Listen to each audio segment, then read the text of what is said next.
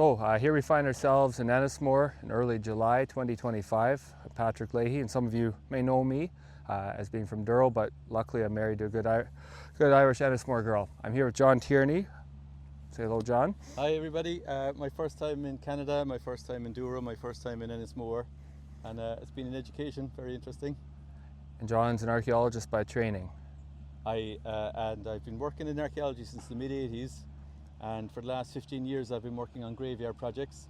We've surveyed nearly 1,000 graveyards in Ireland, about 300 related to the Peter Robinson, to the places of origin of the Peter Robinson families. So the Royal Irish Academy have funded us to come over here this week and look at these key Peter Robinson related graveyards in Douro and Ennismore. And here we are now in the cemetery by the lake. That's right, the Pioneer Cemetery on Skyline Road. We had a good work through here this morning, and we're going to look at a few graves that are of interest or of significant, maybe to the overall Ennismore story, and some of what they can tell us about the overall immigration story to Canada. So right here, we're looking at the grave of Bartholomew Sullivan. He was the first child born to the Irish immigrants in Ennismore. He was born March 25th, 1826. Now, if we're good at doing our math, maybe he came into being somewhere along the journey here. He was a younger child, many older siblings, and he lived to the age of 52 years old. But this is someone who would have been of note in the community. Everyone would have known that he was the first one born here, the first on the new soil, in the new land, and that would have been remarkable to them. And so we find himself memorialized here, and John, maybe you'll speak some to the grave itself. I'm thinking just in general, like, it was quite fraught times for them because they lost children coming over on the ships. That's right. And maybe children, newborns as well. Absolutely, and here too. Here was one that they, at the time they didn't know how long Bartholomew would last, and he got a moderately decent innings. He got 52 years. What we've learned in the last week is that in Ireland we use mostly limestone as our gravestone, but once the community came here into this part of Ontario, it's the white marble is what was available commercially, and they were getting them carved, and that's what they were erecting as the headstones. I don't recognize the stone as such, but I do recognize the style of what they've carved. There's a sacrificial lamb at the top here, so very often on the Catholic headstones that represents Christ. It's a Christ figure. And then in memory of Bartholomew. It's a very deliberate choice of words in what they're saying. We have one down behind us where it starts saying sacred to the memory of. This one is in memory of. And it spells his name in full, and it spells his name in English, and part of the questions we're trying to address here is how much Irish did they have when they travelled over and so on. That's right. Even in Ireland, headstones are pretty much always in English, so you tend to use English on headstones even if you're a native Irish speaker, so we're not getting much clues on those. And when he was born, if we go back to that, March 26th of 1826, they experienced their first Canadian winter, and by Canadian standards even, it was deemed to be a very aggressive winter, deep snow, much like the one we just had 200 years later. So they would have went through a tremendous amount of hardships as this pregnancy came to term and Bartholomew came into the world. They're hoping for spring. Spring would be, the days would be lengthening, snow maybe is beginning to melt at certain times of day, and the new life coming into their community here. So significant in a few different ways. And it's pretty interesting we can come here today and still see evidence of that. When people came to Ennismore first, where did they get their supplies? I presume they brought provisions with them. Yeah. If they were stuck for supplies during the they'd winter. go back to Peterborough. They'd make trips perhaps monthly. They were given provisions for 12 months to 18 months. And so on record, they would go back. Sometimes a group of people would travel, likely across the ice. And it'd be a long journey, as any of you know. Driving takes long enough to walk all the way down to George Street to where the depot was. That'd be a journey of at least a day there and back, if not having to stay overnight to bring supplies. Okay. So not an easy start by any means. Yeah, that would be a long journey back home in Ireland. You might actually, you go along to a fair, you'd go along if you were buying cattle, or if you knew there was a good source, something like that. Yeah, so people were, but in those conditions, like, you rarely get a week of bad snow in Ireland, or what we would call bad snow. Yeah. So I think it must have been a major culture shock for them in terms of actually surviving that. Absolutely. The environment over in Douro, it's rolling hills. There's a lot of marshy areas. That's right. Yeah.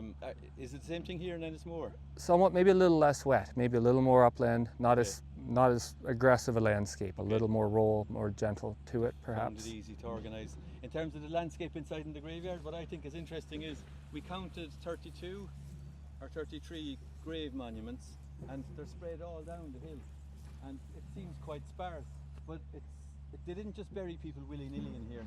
There's actually burial rows in here. Each row is probably the length of a coffin, so 2 paces, 6 foot. So this is organised on a row basis. I'd expect we would have had wooden and timber crosses to some extent. Absolutely, anyway. yeah, it'd be quite common, readily available for early markers, and not expensive either. Okay. Have you seen any old photographs that would show them or anything like that? No. No. Because we did see one in Young's Point yesterday. That's right. A sole survivor that's potentially of one of those timber crosses. Yeah. They don't survive in Ireland either. So it's only the stone ones survive. So you're only seeing part of the story when you do come in. But there's some very interesting headstones over there. We could head over and have a look at them. Let's have a look at them. Maybe we'll cut. We're looking at a really interesting composite of 4 stones that were damaged here at the Pioneer Cemetery on Skyline Road in Ennismore, and 4 stones that can tell us a lot of story about the community itself. When we record gravestones, we're interested in the genealogy, what's the names and what's the dates, but the full stone itself is actually giving us coded messages.